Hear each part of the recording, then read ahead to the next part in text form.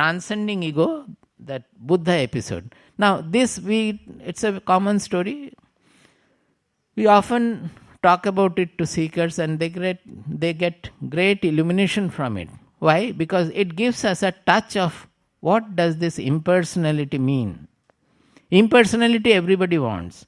But if you say in Sanskrit, it means Vairagya.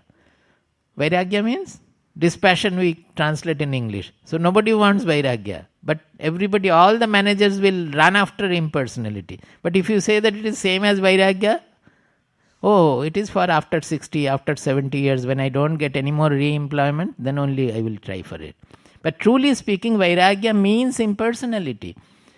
Now, what happened is that Buddha in his time became very famous. That was a very low period of our Indian spiritual culture, when you can easily analyze the history and find out, because Buddha went from ashram to ashram. Nowhere he could get his satisfaction. Everywhere there was rituals, that too the sacrifice of animals and all those things were going on. He could not get the answer to his questions.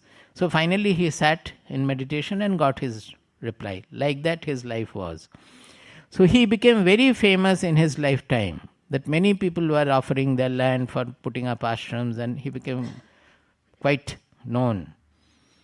So because of his rise, the so-called tantrikas, those who were practicing the rituals at those times, and most often it is perverted rituals they were given to, they became quite envious of him and agitated about it.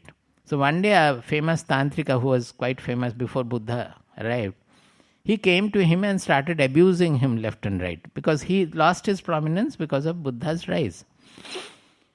So he went on abusing for quite some time, but Buddha kept quiet. As he was sitting, he kept on sitting. Then this tantrika got all the more annoyed, that I have been telling you so many things for such a long time. You don't consider me a human being. You have become so proud that you don't consider me a human being. You are not replying anything at all, not telling me anything at all.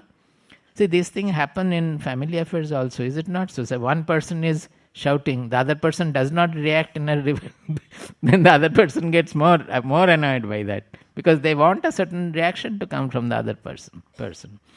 Now, when he said that, Buddha, there is a verse, actually it is assigned to Buddha as well as Bhartrihari, both way it is there. Dadatu dadatu gali gali mantaha bhavantaha, like that it goes. It is there in Niti Shatakam or Vairagya Shatakam of Bhartrihari. So Buddha said that means in this world, everybody gives whatever he possesses. If you go to a rich person, he can give you money. If he has money, he will give you. Similarly, you possess lot of abuses in you which you are giving me. You are giving me abuses, you possess the abuses. But I don't have in my stock any abuse at all. How can I give you back anything? Do you get it?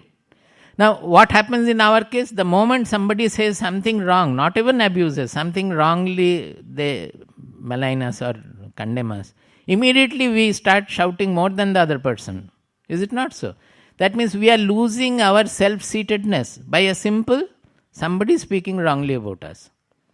Suppose whatever he or she has spoken, if there is some truth in it, should we not thank her that she has pointed out my defect?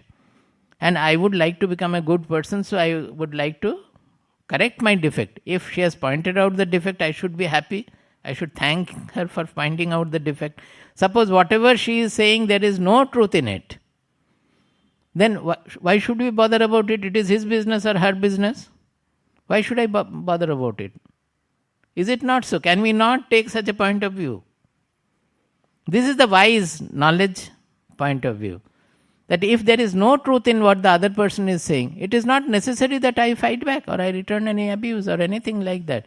I need not even defend also. If the clarity is needed, you can say that you are saying like that. But as far as I know, I have not done anything like that. But what has happened to you? Why are you speaking like this today? Has anything gone wrong with you? Then you will find that he calms down immediately. Will it not? When you are lovingly telling that you don't speak like this any day, suddenly today you are speaking, has anything gone wrong at home or here or so? I am concerned about that. Then you will find that the whole anger and abuse, everything has gone. It is only by our impersonality. Now, by telling these stories, if you can give a touch of impersonal, I don't know whether you got the touch of impersonal. Did you get? Huh? You should get the touch normally if you are attentive. So, we will understand the value of it. That why are we unnecessarily always getting annoyed, disturbed, agitated by the situation? It is only because we have become, by practice from childhood, from birth or before birth also, because this has been practiced by our forefathers also. Father, parents, grandparents and them. They also have been behaving in the same manner. So it has gone into the cells. So we are slave to the objects and object situation by nature, by right from the beginning. But it is only foolishness that we are slave to the objective situation. If we can develop our poise, our knowledge orientation, we can easily become master of the objective situation. And that is what knowledge wants us to do.